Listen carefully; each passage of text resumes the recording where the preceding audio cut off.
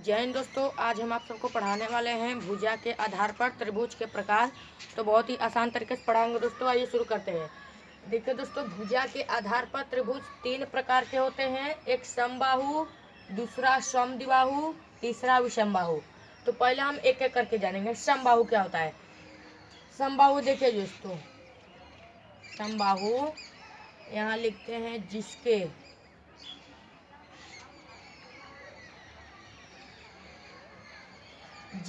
तीनों भुजाओं बराबर हो उसे समबाहु त्रिभुज कहते हैं। कहने का मतलब दोस्तों, जिसको तीनों भुजाओं बराबर हो, मतलब ए बी सी है तो उसको जैसे कर्ण का भी मान ए उतना ही आना चाहिए, आधार का मान उतना आना चाहिए, लंब का भी मान उतना ही आना चाहिए। तो ये समबाहु हो गया। जैसे ए बी बराबर बी सी बराबर ए सी। अब दूसरा हम देखेंगे दोस्तों समद्विबाहु, जिसके दो भुजाएं बराबर हो तथा एक भुजा बराबर न हो उसे समद्विबाहु त्रिभुज कहते हैं।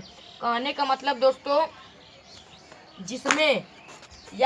इसमें दोस्तों या लंब या कर्ण का मान बराबर होगा, आधार का मान बराबर नहीं होगा, या लंब या आधार का मान बराबर होगा, कर्ण का मान बराबर नहीं होगा। इसलिए इसमें दो भुजा बराबर है, इसमें एक भुजा नहीं बराबर है। जैसे ए बी बराबर B C is not equal A C. अब तीसरा देखिए दोस्तों विषमबाहु, इसमें दो ही भुजा बराबर रहेंगे, एक भुजा नहीं बराबर रहेंगे, मतलब दो मान सेम आएगा, एक मान सेम नहीं आएगा। तीसरा देखिए दोस्तों विषमबाहु, जिसके कोई भुजा बराबर न हो उसे ही विषमबाहु कहते हैं।